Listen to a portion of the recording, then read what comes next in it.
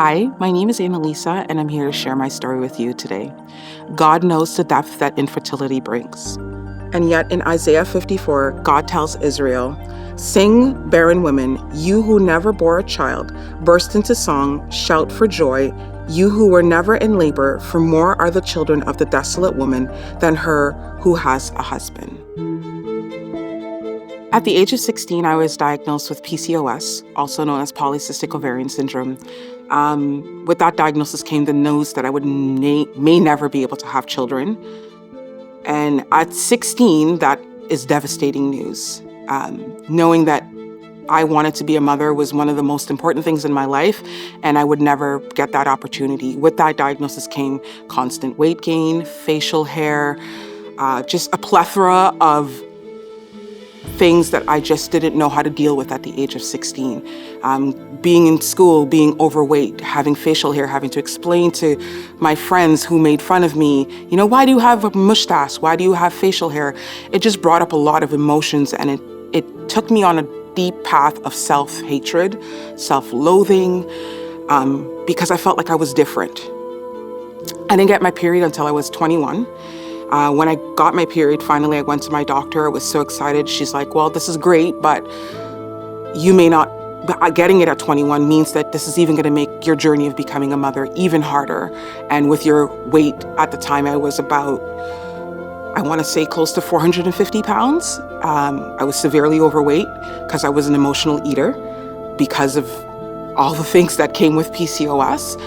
So that also was, when I left that doctor's office, it was just like a weight was on my shoulder, and it said, there's just so many obstacles that are going to be in my way into doing what I really wanted to be, which was a mother. When I met my husband in 2014, it brought back up all of these feelings of like, there I am, I met the person I want to be with, but I'm not going to be able to start a family. We're not going to have a family. And if we do have a family, it's going to be super expensive because infertility brings, you have to do medication and you have to go about and doing all these things that I don't think we were able to afford at the time. So that was really, really hard for us. Our first pregnancy happened in 2022. We got our first pregnancy test. 3 weeks later, I had a miscarriage. Another in 2019, we had one as well in 2021. So in total, we had 3 miscarriages. And every time I got pregnant and every time I had a pregnancy test, I'm like, this is my timing. This is it. I'm so excited, but every time my body failed me. It was the last one I got. It was really hard because I made it the longest. It was 3 months. So I'm like, okay, this is the one. We're gonna be parents. But again, I had another miscarriage and I went into a deep depression. I wasn't eating, I was crying all the time. So it was a really hard time for my husband and I. So we decided that we were just gonna stop. It was just too much. I personally couldn't take it. And also for my husband, even though he wasn't able to verbalize it, he felt every loss with me. So that was really hard for us as a couple. All of my friends were getting married and they were also having kids. So being around all of the kids, their birthdays and Christmases, it was just so, so hard for me.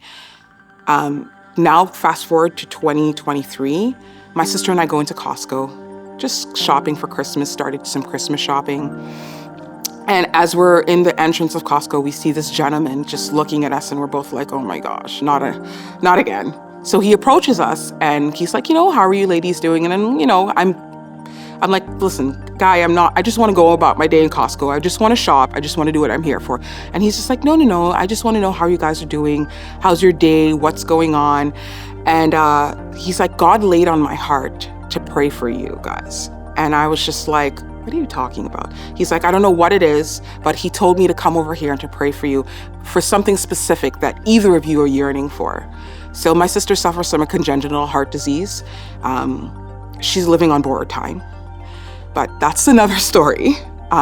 So she said, you know what? I already have my issues. God is already dealing with me. Pray for my sister. She wants to be a mother. And we stood there in that Costco, in the middle of Costco, and he said, let's hold hands and let's pray. And we prayed, and it was like everything disappeared around us. And this gentleman just prayed that we would be fruitful and that God would bless me with whatever my heart was yearning for. which was to become a mother. So that was in December. January 1st, on our way to Montreal, we got into a car accident. We hit a moose. At the time, I was in the back seat. I wasn't wearing my seatbelt.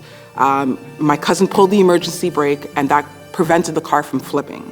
Had the car flipped, I probably wouldn't have been here today, because my car had a glass top, so I would have probably not been here today to give this testimony. But we walked away, everyone, with not even a scratch, just my car. And at the time, I didn't even know what God had in store for me. 2 weeks later, I'm in the shower. My mom is cooking something in the kitchen, and I vomited in the shower. I was like, what? Okay. We happened to go to Costco that day, and I said, something just said, buy a pregnancy test. I bought a pregnancy test, went home, took the pregnancy test. My husband was sitting on the toilet. I ran into the bathroom like, baby, it says we're pregnant. And we both stand up. He gets off the toilet. We're both screaming and yelling, yes, we're so happy. But in that instant of joy came, and also an instant fear of, okay, we've been here before. This is not it. So I go to the doctor, I start taking my HGC levels, and a week later, my doctor calls me on a Friday evening to say, you know what, your HGC levels are just not rising. We don't think this pregnancy is viable. In that moment, I lost it, because I'm like, God, I can't go through this again. So I called my mom, I called my sister, and they're both on their phone, and I'm crying, and I'm like, I can't do this again. I won't survive this. And both my mom and my sister say, you know what, Anna, this doctor is not God. Go to the hospital, get them to do an ultrasound. That's the only thing that can give you a moment of peace. So I rushed to the Queens Bay Carleton, waited 12 hours in emergency. They did the ultrasound. The doctor comes back and he's like, I don't know what your doctor called and told you, but we do see an embryo. Now, whether or not that embryo is going to stay, I can't tell you that, but we do see something there. For the next 8 months, I lived in fear. I was constantly in the hospital because I was an extremely high-risk pregnancy. I had diabetes, I had high blood pressure, my weight. All of these factors played a huge role in if this baby was going to survive. Every doctor's visit, every ultrasound, like Simon and I paid for 4 extra ultrasounds just so we would know that this baby was okay. Nathaniel was born on August 30th, 2023. And I remember when I was in the hospital, because I was hospitalized almost a month before he was born. My sugars were tanking, my blood pressure. I went into early stages of preeclampsia, so they kept me in the hospital. And when the doctor came in to say, we're going to send you home and then induce you a week later, I'm like, no, you're inducing me today.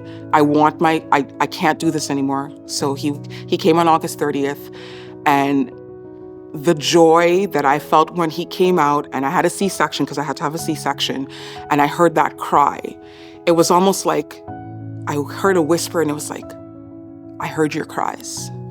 I'm giving you what you asked me for. And then it fast forwarded back to that moment that on that fateful day in Costco, God proclaimed that he was giving me my miracle. Whether or not I walked away from that conversation thinking this guy's crazy or this guy doesn't know what he's talking about, I still didn't have the faith in God at that moment that he was going to provide for me the one thing that I wanted. And he did.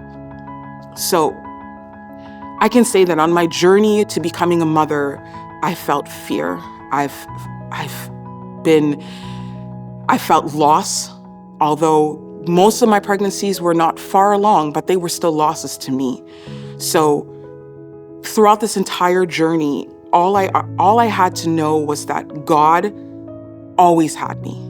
Whether I wasn't in church, I wasn't praying to him every single day, I wasn't asking him, even though I wasn't saying it verbally, he was hearing my internal cries. And he said, I'm going to give you that child that you yearn for. And he's here, and he is beautiful, and he is a reminder every single day that with God, nothing is impossible. So whether you're on this journey to become a mother, or you're on this journey because life has taken you down a path that you just don't know where you are meant to be, God has got you. He saw before you were even in your mother's womb what he intended for your life. And in all of this, it brought me full circle too, because I wasn't in church. I wasn't faithful to God. Even though he gave me my blessing, I wasn't faithful to him. It took me still pushing back and being, I got it. So you sometimes, even though God has given you your blessing, you forget that God gave it to you and you feel that, oh, I can do this on my own. And my mom started to go to Canada Life Center, which originally was our first church called KPC. So it was kind of like a full circle. So she's like, once Monday, oh, we got an Amazon delivery. They need help sorting. Do you want to come in and help us? So I walked in. I'm like, okay, whatever. I'm just here to sort some stuff, go home. And the minute I walked into that building, it was almost like a weight lifted off of me. Like, welcome home. You're home. No matter what, who you are, what walk of life that you're in, that put God first. He is the ultimate, he is your everything. And there is nothing, I can't continue to say, there's nothing that you can't do in this life if you don't have God. And that's my story of how God gave me my blessing and how he's working to bring me back into his house and to find my faith and anchor me in putting him first in my life.